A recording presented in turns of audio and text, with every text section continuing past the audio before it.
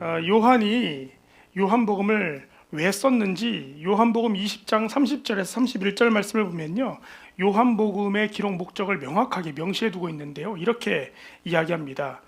예수께서 제자들 앞에서 이 책에 기록되지 아니한 다른 표적도 많이 행하셨으나 오직 이것을 기록함은 너희로 예수께서 하나님의 아들 그리스도이심을 믿게 하려 함이요, 또 너희로 믿고 그 이름을 힘입어 생명을 얻게 하려 함이니라. 이것이 요한복음을 기록한 요한의 목적이에요. 많은 표적들 중에서 예수님께서 베푸르셨던 정말 수많은 표적들, 기적들 중에서 표적, 이것은 예수님이 하나님이심에 틀림이 없다, 이건 하나님이 아니고서는 도무지 할 수 없는 일들이다 라고 생각하는 것 7개를 딱 골라가지고 요한복음에 기록해 놓은 것입니다. 왜냐하면 그 7개의 표적을 가지고 예수님을 믿을 수 있도록 돕기 위해서, 그것이 요한복음의 기록 목적입니다. 오늘 우리가 함께 살펴볼 표적은요, 그 7가지 표적 중에서 7번째, 그야말로 마지막 표적인 죽은 나사로가 부활한 사건의 이야기입니다. 단연 최고의 표적이자 표적 중의 표적입니다. 마지막 표적으로 선택되어도 손색이 없을 만큼 정말 대단한 기적이 아닐 수 없습니다. 또 이 표적이 특별한 이유는요, 예수님께서 말씀하셨던 대로 죽었다가 다시 살아나는 일이 실제로 일어날 수 있다라는 사실을, 부활이라고 하는 거 우리는 도저히 믿을 수 없는 일이지만 그 부활이라고 하는 사건이 정말로 일어날 수 있는 사건임을 사람들에게 예시적으로 보여준 그런 사건이기 때문에 대단히 중요합니다. 조금 구체적으로 한번 살펴보면요, 예수님 주변에는 예수님의 12 제자들 말고도 예수님과 정말 가깝게 지냈던 인물들이 몇몇 더 있습니다. 그 중에 오늘의 등장하는 주인공이 바로 그들 중 하나인데요, 마리아와 마르다와 그리고 나사로 남매가 바로 그렇습니다. 예수님께서 가는 곳마다 이 남매가 항상 따라다니기도 했고요, 또 예수님과 자주 식사하는 장면이 성경에 기록되어 있습니다. 그런데 그 남매 중에 오빠인 나사로가 갑자기 무슨 병에 걸려서 죽게 된 이야기를 우리들에게 전해주고 있는 것입니다. 내용을 보면요, 정말이지 왜 그런 일이 벌어졌는가 싶을 정도로 갑자기 어떤 급성 질환에 의해서 죽은 것 같아요. 그렇게 갑자기 죽게 된 나사로는 무덤에 장사가 되었고, 사흘이라고 하는 시간이 지나서 시체가 썩어서 냄새가 심할 정도가 되어진 그를 예수님께서 다시 살리셨다는 이야기가 오늘의 이야기입니다. 요한은요, 이 사건을 예수님의 십자가 사건 직전에 기록해 놓음으로써 이제 예수님께 어떤 일이 앞으로 벌어지게 될지 마치 예고편을 보여주듯 그렇게 우리들에게 이야기해주고 있는 것입니다. 실제로 이 사건은 많은 사람들이 예수님을 믿게 했다고 성경이 기록하고 있습니다. 그런데 이 사건에는요, 우리들이 볼 때 대단히 자연스러워 보이지만 실제로는 대단히 부자연스러운 장면이 포함되어 있습니다. 우리 눈에는요, 하나도 이상하지 않아요. 근데 조금만 생각해 보면 너무 이상한 장면이 오늘의 이야기 속에 담겨 있는 것입니다. 다름 아닌 예수님께서 눈물을 흘리셨다는 장면이에요. 마태복음을 보면은요, 예수님께서 성전에 들어가셨을 때 그 성전 장사꾼들이 성전을 가득 메우고 있는 그 안타까운 모습을 보면서 눈물을 흘리셨다는 이야기가 나오는데, 그 이야기 빼고 예수님이 눈물을 흘리셨다는 이야기는 오늘 이곳 본문밖에는 나오질 않습니다. 심지어 예수님께서 겟셋마네 동산에서 십자가에 달려 죽으시기 직전에 마지막으로 기도하셨던 장면, 거기에도 이 잔을 내게서 옮겨주시옵소서 이렇게 간절히 기도하셨다고 기록되어 있는데, 그때도 예수님께서 얼마나 힘들게 기도를 하셨는지, 얼마나 뜨겁게 기도하셨는지, 흐르는 땀방울이 핏방울이 될 정도로 기도하셨다고 성경에 기록되어 있습니다. 하지만 예수님께서 그때 눈물을 흘려 기도하셨다는 이야기는 적혀 있지 않아요. 언뜻 보기에 정말 사랑하고 가까웠던 그 나사로라고 하는 사람이 죽었고, 그의 장례식에 도착한 예수님이 눈물을 흘리셨다라고 하는 게 우리가 볼 땐 뭐가 그게 이상한가, 당연한 것 아닌가 하겠지만, 예수님께서 나사로의 무덤 앞에 오시기까지 하셨던 여러 말씀들과 행동들을 우리가 한 번 더 살펴본다면, 이 눈물이 나사로의 죽음 때문에 흘린 눈물은 아니겠구나라는 생각을 할 수 있습니다. 왜냐하면 예수님은 나사로가 다시 살아날 것을 이미 알고 계셨기 때문입니다. 11장 6절 말씀을 보면 이렇게 기록되어 있어요. 나사로가 병들었다 함을 들으시고 그 계시던 곳에 이틀을 더 유하시고, 그러니까 예수님께서 나사로가 지금 떨어져 있는 상황이었는데 나사로가 병들어 죽게 되었다는 소식을 급히 전해 들었습니다. 그러면 그 소식을 듣고 어떻게 해야 우리 자연스러워요? 아유, 그렇구나. 그 즉시 나사로에게로 달려가는 것이 자연스러운데, 우리 예수님께서는 그렇게 하지 않으셨다는 것입니다. 아, 그래 하시면서 그곳에 이틀을 더 유하셨답니다. 왜냐하면 나사로를 다시 살리실 줄 아셨기 때문입니다. 또 11장 11절 말씀을 보면요, 이 말씀을 하신 후에 또 이르시되 우리 친구 나사로가 잠들었다. 그러나 내가 깨우러 가노라. 제자들에게 그렇게 말씀하셨거든요. 나사로가 실제로 죽었을 때 하신 말씀입니다. 이 말씀을 보면요, 나사로의 죽음이 예수님께만큼은 그다지 슬픈 일이 아니었다는 걸 알 수 있습니다. 왜냐하면 다시 깨울 거니까요. 심지어 그래서 제자들이 오해했어요. 나사로가 죽었다고 생각한 게 아니라 정말 잠들었나? 이렇게 생각한 겁니다. 그래서 예수님께서 다시 한번 정정하며 말씀해 주시는 이야기가 14절에 나오는데요. 이에 예수께서 밝히 이르시되 나사로가 죽었느니라. 내가 잠들었다고 표현하니까 너네들 잠든 줄 아는데 아니다. 진짜로 죽었는데 내가 거기 있지 아니한 것을 너희를 위하여 기뻐하노니 이는 너희로 믿게 하려 함이라. 이처럼 예수님은요, 나사로의 죽음을 슬퍼하지 않으셨습니다. 아니, 슬퍼할 이유가 전혀 없었어요. 그리고 나서 예수님은요, 나사로가 다시 살아날 것을 이미 아셨고, 이처럼 예수님께서는 나사로가 다시 살아날 것을 이미 아셨고, 그래서 나사로 무덤 앞에 나아가 이렇게 소리치신 것입니다. 이 말씀을 하시고 큰 소리로 나사로야 나오라 부르시니 죽은 자가 수족을 배로 동인 채로 나오는데 그 얼굴은 수건에 쌓였더라. 단 한 번의 실수도 없이, 지체함도 없이 그렇게 나사로를 다시 살리셨습니다. 이처럼 예수님께서는요, 나사로의 죽음에 슬퍼하실 이유가 전혀 없었습니다. 그렇다면 왜 예수님은 눈물을 흘리신 걸까요? 성경의 표현대로라면 예수님이 비통해 하셨다고 하셨는데, 예수님께서 무엇이 그리 비통하셨을까요? 36절을 보니까요, 사람들은 예수님이 정말 사랑하는 자를 잃은 그 슬픔 때문에 눈물을 흘리신 게 아닌가라고 생각했던 것 같습니다.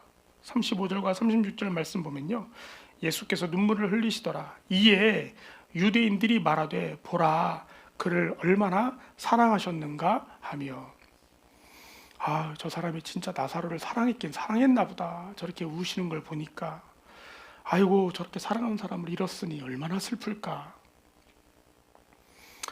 여러분들도 아시겠지만 사랑하는 사람을 죽음으로 헤어지게 된다 하는 것이 얼마나 가슴 아픈 일입니까? 우리가 장례식장에 갔을 때, 특별히 가까운 가족을 잃었을 때 목 놓아 눈물을 흘리는 이유가 무엇입니까? 이 때문 아니겠습니까? 사랑하는 사람을 다시는 볼 수 없다는 그 안타까움, 그리고 또 사랑하는 자를 잃었다는 슬픔. 사람들도 그렇게 생각했던 거예요. 사랑하는 나사로를 잃었다는 그 슬픔 때문에 예수님이 저렇게 눈물을 흘리시는구나. 또 어떤 사람들은 생각하기를요, 좀 다른 생각을 한 사람들도 있었습니다. 쉽게 말해서 아이고, 아쉽게도 늦어서 안타까움 때문에 눈물 흘리신 게 아닐까라고 생각하는 사람들도 있었어요. 예를 들면 우리가 바로 직전에 오늘 특송하셨던 실로암 찬양의 가사의 내용과 같이 날 때부터 맹인되었던 사람을 예수님께서 바로 직전에 고쳐주신 이야기가 6번째 표적으로 등장하지 않습니까?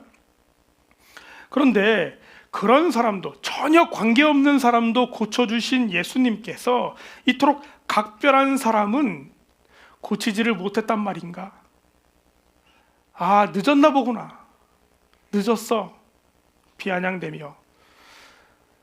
또는 예수님께서는 이 병만큼은 고칠 수 없으셨던 모양이로구나 하면서 죽은 나사로를 보면서 한탄하며 안타까워하는 눈물을 흘리고 계셨나 보다라고 생각하기도 했나 봅니다. 거기 모여있는 사람들이 수군수군 대는 이야기가 오늘 본문에 적혀 있는데 그런 내용들이에요.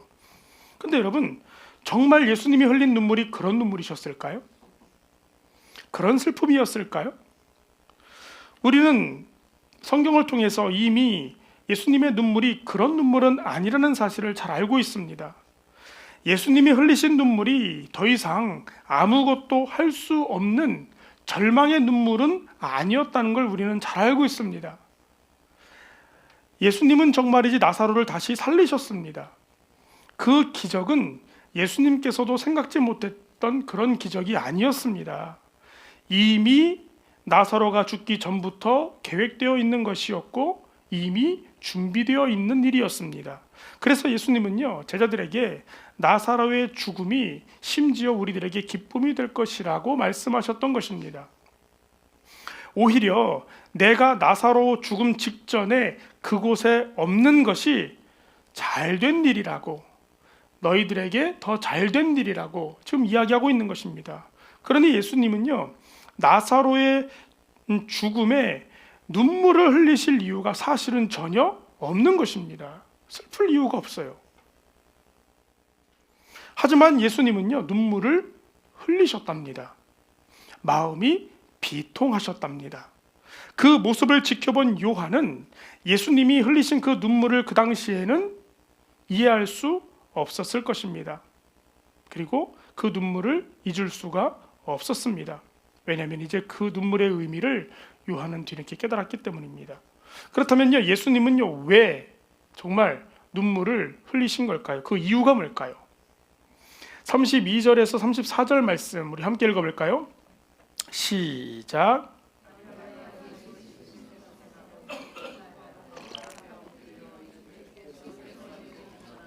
내 오라비가 죽지 아니하였겠나이다 하더라. 예수께서 그가 우는 것과 또 함께 온 유대인들이 우는 것을 보시고 심령의 비통이 여기시고 불쌍히 여기사 이르시되 그를 어디 두었느냐 이르되 주여 와서 보옵소서 하니. 그래, 이 말씀을 보니까요, 예수님께서 눈물을 흘리신 시점을 보니까요, 무엇을 보고 눈물을 흘리시며 비통해 하셨냐 하면 마리아가 예수 계신 곳에 가서 배웠고 그 발 앞에 엎드려 이르되 주께서 여기 계셨더라면 내 오라버니가 죽지 아니하였겠나이다 말씀하면서 사람들과 함께 우는 것을 보시고 비통해 하셨다고 성경에 기록되어 있습니다. 그러면은요, 마리아는 무엇 때문에 그렇게 슬펐던 걸까요? 말하면 잔소리죠. 나사로와 오빠가 죽었기 때문에 슬픈 건데, 마리아의 슬픔은요, 단지 나사로가 죽었기 때문만은 아니었습니다. 더 비통한 사실, 더 안타까운 마음에 눈물을 흘렸던 거예요. 어떤 안타까움이요? 나사로가 오빠가 아플 때 누가 옆에 있었으면, 우리 예수님이 곁에 계셨으면 이런 일이 일어나지 않았을 텐데. 하필 이 중요한 때 예수님이 함께 있었으면 살 수 있었을 텐데. 하필 이때 예수님이 안 계셔가지고. 마리아의 눈물 속에는요, 슬픔을 넘어서 원통함마저 담겨져 있었던 것입니다. 하나님, 평상시에 그렇게 우리하고 친했는데, 내내 같이 있었는데, 왜 하필 이때 예수님만 함께 계셨더라면. 이런 원통한 마음은요, 마리아만 가졌던 것은 아니었습니다. 언니 마르다도 마찬가지였습니다. 예수님을 만나자마자 그 아쉬움을 막 털어놓아요. 예수님이 같이 있었으면 괜찮았을 텐데. 한마디로 그들은요, 예수님께서 그들과 함께 계시지 않았기 때문에 오빠 나사로가 이토록 죽고 말았다고 생각하고 있었던 것입니다. 그래서 너무 슬펐고 하염없이 울 수밖에 없었던 것입니다. 안타까웠으니까요. 기회가 있었으니까요. 그런데 그런 그들의 모습에 예수님의 심령은 비통해졌습니다. 참으로 불쌍해 보였습니다. 흐르는 눈물을 참을 수가 없었습니다. 왜요? 사실 주님은 단 한 번도 그들과 함께 하시지 않은 적이 없었기 때문입니다. 주님은 단 한 번도 그들 곁을 떠나신 적이 없었기 때문입니다. 여러분이 믿는 하나님은 어떤 분입니까? 시편 121편 1절에서 8절 말씀 우리 함께 읽어볼까요? 좀 글씨가 좀 작지만 함께 읽어볼까요? 시작. 내가 산을 향하여 눈을 들리라. 나의 도움이 어디서 올까? 나의 도움은 천지를 지으신 여호와에게서로다. 여호와께서 너를 실족하지 아니하게 하시며 너를 지키시는 이가 졸지 아니하시리로다. 이스라엘을 지키시는 이는 졸지도 아니하시고 주무시지도 아니하시리로다. 여호와는 너를 지키시는 이시라. 여호와께서 내 오른쪽에서 내 그늘이 되시나니 낮에 해가 너를 상하게 하지 아니하며 밤에 달도 너를 해치지 아니하리로다. 여호와께서 너를 지켜 모든 환난을 면하게 하시며 또 내 영혼을 지키시리로다. 여호와께서 너의 출입을 지금부터 영원까지 지키시리로다. 아멘. 우리가 믿는 시편의 하나님의 모습입니다. 우리 하나님 어떤 분이시래요? 졸지도 않으시고 쉬지도 않으시고 우리가 어디에 있든 우리를 지키신다고 노래하고 있습니다. 또 누가복음 12장 말씀을 보면은요, 우리의 머리털까지라도 다 세신 바 되신 분이 하나님이시라고 우리에게 알려주고 있습니다. 이 외에도 우리 하나님은 우리에게 늘 우리와 함께 하신다 말씀하시고 세상 어디에도 늘 존재하시는 분이라고 무소부재, 무소, 존재하지 않는 곳이 부재 없다. 우리 하나님은 늘 우리와 함께 하시는 하나님이라고 성경은 우리에게 알려줍니다. 그런데 그들은 지금 그러한 하나님이신 예수님을 눈앞에 두고 이 중요한 때 하나님이 없었다라고 말하고 있는 거예요. 나사로가 죽을 때 하나님이 없었대요. 그래서 이 사단이 났대요. 너무 슬프대요. 원통하대요. 여러분, 정말 예수님께서 그 자리에 계시지 않았기 때문에 나사로가 죽은 겁니까? 그렇지 않습니다. 나사로의 죽음은 하나님의 섭리였습니다. 그들로서는 상상도 할 수 없는 부활을 경험할 수 있는 기적의 수혜자가 되었습니다. 믿음 없는 자들에게 보여줄 훌륭한 본이 되었습니다. 그러나 그들은요, 이 모든 일이 다 예수님께서 그 자리에 없어서 생긴 불행이라고 여기고 있는 것입니다. 시편 14편에 뭐라 그래요? 어리석은 자는 그의 마음에 이르기를 누가 없다 하는도다? 하나님이 없다고 한답니다. 가장 대표적인 어리석음이 하나님의 존재를 부인하는 거예요. 하나님이 없다고 말하는 것입니다. 시편 14편 2절 말씀을 보니까요, 여호와께서 하늘에서 인생을 굽어 살피사 지각이 있어 하나님을 찾는 자가 있는가 보려 하신즉 다 치우쳐 함께 더러운 자가 되고 선을 행하는 자가 없으니 하나도 없답니다. 그런데 그 지금 죄로 가득한 이 세상 속에 누가 굽어 살펴보고 계시대요? 하나님께서 모든 걸 다 보고 계시답니다.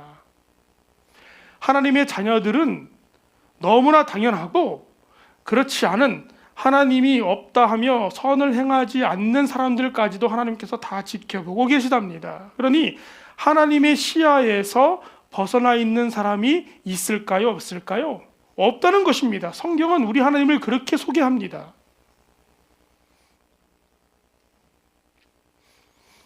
그렇게 어리석기 짝이 없는 하나님이 존재하지 않을 수 있다는 이야기를 하고 있는 그 사람들과 마리아와 마르다를 보면서 우리 하나님은, 예수님은 비통해 하셨어요. 그들이 정말 불쌍해 보였습니다. 그럴 것밖에 생각할 수 없는 그들이 안타까웠습니다. 그래서 우리의 주님의 눈에서 눈물이 흐른 거예요. 한 발 더 나아가서요, 예수님의 심령을 비통하게 한 또 다른 이유가 하나 더 있습니다. 그 이유는요, 그들이 아는 것만큼 믿지는 못했다는 점 때문이에요. 뭐라고요? 그들이 아는 것만큼 믿지를 못했어요. 22절에서 27절 말씀 제가 읽어드릴게요. 한번 들어보세요. 그러나 나는 이제라도 주께서 무엇이든지 하나님께 구하시는 것을 하나님이 주실 줄을 아나이다. 예수께서 이르시되 내 오라비가 다시 살아나리라. 말하다가 이르되 마지막 날 부활 때에는 다시 살아날 줄을 내가 아나이다. 예수께서 이르시되 나는 부활이요 생명이니 나를 믿는 자는 죽어도 살겠고 무릇 살아서 나를 믿는 자는 영원히 죽지 아니하리니 이것을 내가 믿느냐. 이르되 주여 그러하외다. 주는 그리스도시요 세상에 오시는 하나님의 아들이신 줄 내가 믿나이다. 나사로의 부활을 알려주시는 이 대화 가운데 마르다가 고백하고 있는 대단히 수준 높은 신앙 고백을 여러분 한번 보세요. 마르다는 무엇이든 하실 수 있으신 전능하신 하나님을 알고 있었습니다. 심지어 예수님이 하나님의 아들이신 것과 그리스도라고 하는 수준 높은 고백을 지금 예수님 앞에서 하고 있는 것입니다. 참고로 이와 비슷한 고백을 했던 베드로가 예수님께 얼마나 큰 칭찬을 받았는지를 생각해 보면 이건 정말 대단한 신앙 고백임에 틀림이 없습니다. 아무나 할 수 있는 신앙 고백은 아니에요. 정말 예수님을 수준 높이 알고 수준 높이 깨닫고 있는 것입니다. 주님이 부활이요 생명이라는 것까지도 알고 있었고 우리가 장래에 모두 다 그렇게 부활하게 될 것까지도 잘 알고 있었습니다. 그것을 믿는다고 지금 고백하고 있는 것입니다. 이처럼 그들은요 예수님을 잘 알았습니다. 어쩌면 제자들보다도 더 예수님의 심정을 잘 알고 있던 남매였을지도 모릅니다. 왜냐하면 나중 일이지만 향유 옥합을 깨뜨려서 예수님의 죽음을 준비한 유일한 사람 누구예요? 마리아거든요. 제자들은 그 비싼 걸 그렇게 함부로 쓰냐면서 막 탓했지만 예수님께서 뭐라 그러세요? 마리아가 내 장례를 준비한 것이다. 그들은요 예수님의 말씀을 듣고 배우는 것이 더 중요한 것임을 누구보다 잘 아는 남매이기도 했습니다. 왜냐하면 과거에 예수님이 그 집에서 식사하실 때 부엌일이 바빠가지고 마음이 상했던 마르다에게 예수님께서 가르쳐 주셨잖아요. 중요한 게 그게 아니다 하시면서. 그러니 마르다가 했던 이 고백은요 대단히 수준 높은 고백이자 대단히 높은 경지에 이르러 있는 것을 우리가 알 수 있습니다. 그러나 정작 그 믿음, 그의 배움, 그 지식이 지금 당장 필요할 바로 이때에 그들이 하고 있는 고백만큼 마음으로 믿어지지는 않았다는 거예요. 입으로는 믿는다, 잘 안다 말하지만 지금과는 상관없는 먼 미래의 이야기처럼 생각하고 있는 것입니다. 좀 더 정확히 말하면 지금 나하고는 상관이 없는 말씀으로 여겨지는 거예요. 왜요? 믿음으로도 어찌할 수 없는 일이 지금 자신의 눈앞에 벌어졌다고 생각했기 때문입니다. 죽음이라고 하는 엄청난 장벽 앞에 모든 것이 다 끝났다고 생각했기 때문이에요. 내가 아는 것, 믿는다고 고백하는 것들이 때로 자신 앞에 놓여져 있는 그 현실에서는 전혀 의미 없을 수도 있음을 그들은 지금 행동으로 보여주고 있는 것입니다. 생명의 주인, 창조주 하나님, 흙으로 사람을 만드신 그분을 지금 목전에 두고 당신은 지금 이 순간에는 당신도 아무것도 할 수 있는 것이 없어요 라고 고백하고 있는 거예요. 행동으로. 우리 예수님은 눈물이 흘렀습니다. 그렇게밖에 생각할 수 없는 그들이 불쌍했습니다. 요한은 그 당시 예수님의 눈물의 의미를 그때는 잘 몰랐을지도 모릅니다. 그런데 그 사실을 곰곰이 되뇌이며 뒤늦게 깨달았을 것입니다. 그것이 얼마나 슬프고 가슴 아픈 주님의 눈물이었을지요. 예수님의 눈물에 비친 자신의 모습을 보았을 겁니다.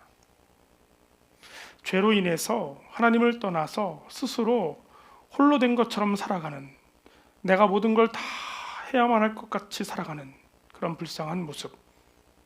도무지 하나님을 믿지 못했던, 하나님을 없이 여기며 눈앞에 계신 하나님에게 제발 내 눈에 하나님 좀 보여주세요 라고 요청했던 자신의 모습을 요한도 보았을 것입니다. 그리고 저 역시도 보았습니다. 주님의 눈물에 비친 제 모습을요. 말씀을 성도들에게 가르치는 교사로, 또 믿음의 본이 되어야 하는 목회자로 그렇게 일생을 살면서도 순간순간 어려움이 내 앞에 닥쳐오면 하나님이 나와 함께 하시지 않는 것처럼 행동하는 저의 연약한 모습을 보았습니다. 생각보다 자주 그러고 있는 것 같아요. 저도요. 주님께 기도할 때에도 우리 하나님 우리의 기도를 다 들어주신다고 입으로는 고백하고 가르쳤지만 막상 내가 앞에 놓여진 그런 당면한 문제, 가슴 아픈 기도를 올릴 때 마치 하나님이 나에게 관심을 두지 않으시는 듯 나를 좀 봐달라고 목 놓아 간구했고 제발 좀 지켜주시면 안 되냐고 기도했던 제 모습을 보았습니다. 때로는 기도했던 대로 되지 않아서 슬퍼 눈물 흘릴 때 그런 내 모습을 바라보시는 예수님의 눈에 얼마나 많은 눈물이 흘렀을지 참으로 죄송하고 또 죄송하고 부끄럽기도 했습니다. 사랑하는 성도 여러분, 여러분 어떠십니까? 예수님의 흐르는 눈물 속에 혹 여러분들의 모습이 담겨 있지는 않습니까? 바라기는 주님의 눈물이 아닌 미소 속에 비친 모습 속에 여러분들이 서 있기를 주님의 이름으로 축원합니다. 그런데 그렇게 눈물을 흘리신 주님께서 이제는 썩어서 냄새까지 나는 그 무덤을 향해 묵묵히 걸어가셨다는 오늘의 말씀 속에 저는 위로를 얻었습니다. 마치 죄로 인해서 죽어있는 나의 심령 속으로 이제는 썩어서 냄새까지 날 정도로 구제불능이 되어 있는 내 심령 속으로 마치 주님께서 묵묵히 걸어오시는 것처럼 느껴졌습니다. 그리고 이렇게 말씀하시는 것 같았어요. 오늘의 본문 말씀 그대로요. 내 말이 내가 믿으면 하나님의 영광을 보리라 하지 아니하였느냐. 나사로야 나오라. 그랬더니 나사로가 정말 살아나왔습니다. 사랑하는 성도 여러분, 우리들의 믿음을 한번 점검해 보시기를 바랍니다. 주님이 보시며 눈물 흘리실 믿음인지 아니면 기뻐하실 믿음인지 하나님의 영광을 보고 있는 믿음인지 한번 돌아보시기를 바랍니다. 만약 여전히 연약한 믿음 가운데 있다면 여러분 우리 회개합시다. 끊임없이 제자리 걸음하면 안 됩니다. 세월을 아끼라 하셨습니다. 우리가 느닷없이 언제 주님 만날지 아무도 모릅니다. 하나님의 영광을 보는 믿음 되기를 끝까지 포기하지 않고 우리를 인도하시는 하나님의 손길을 진심으로 믿고 그렇게 행동하는 믿음 되기를 주님의 이름으로 축원합니다. 썩어서 냄새나는 우리들의 심령에 우리 주님은요 기꺼이 오십니다. 오셔서 일어나라 하십니다. 우리를 눈동자와 같이 지키시는 하나님을 정말 그렇게 지키시는 줄로 믿읍시다. 때로 감당할 수 없는 어려움들이 우리들에게 닥쳐온다 할지라도 그래서 어찌할 줄 몰라 당황하더라도 그 가운데 분명 하나님의 섭리와 계획 그리고 감당할 만한 시험이 되게 하실 줄 믿는 믿음 또 그렇지 않다면 피할 길을 반드시 내어주실 믿음 그리고 우리 곁에 있는 성도들이 서로에게 도움이 되고 힘이 될 수 있다는 믿음, 그렇게 주님 앞에 기도하면 우리를 이끌어 주실 줄 믿는 믿음, 머리로만 믿는 것이 아니라, 입으로만 고백하는 믿음이 아니라, 그렇게 겉만 번지르르한 믿음이 아니라 정말 마음으로 믿읍시다. 이왕 교회 다니는 거 진심으로 믿읍시다. 맡겨진 사명, 주님이 우리에게 주신 달란트, 그것이 정말 주님이 내게 주셨다는 사실을 여러분 믿으신다면 사용하세요. 충성하세요. 그 일을 하세요. 성실하게 임하세요. 그래야 그 열매를 볼 수 있습니다. 하나님, 저는 모르겠어요. 안 하고 있는데 어떻게 합니까? 해보셔야 알지. 배워 나아가는 것들, 훈련받는 것들, 삶 속에서 실천하심으로 열매를 다 보시기를 바랍니다. 열매가 열릴 것입니다. 그렇게 하나님을 믿어서 우리들의 매일의 삶 속에 하나님의 영광을 보는 저와 여러분 되시기를 주님의 이름으로 축원합니다. 부활을 경험하시기를 주님의 이름으로 축원합니다. 에이 목사님, 성경에는 적혀 있어도 저는 도무지 믿을 수가 없어요. 누가 죽었다가 살아납니까? 그렇게 될 줄로 믿습니다. 그런 경험이 저와 여러분들에게 쌓여갈 때 여러분들의 믿음이 정말 굳건한 믿음으로 바로 설 줄 믿습니다. 세상이 아무리 엉뚱한 이야기하고 여러분들을 흔들어도 흔들멈없는 믿음 위에 굳건히 선 저와 여러분, 그리고 우리 내포들 사랑의 공동체가 될 줄로 믿습니다. 기도하겠습니다.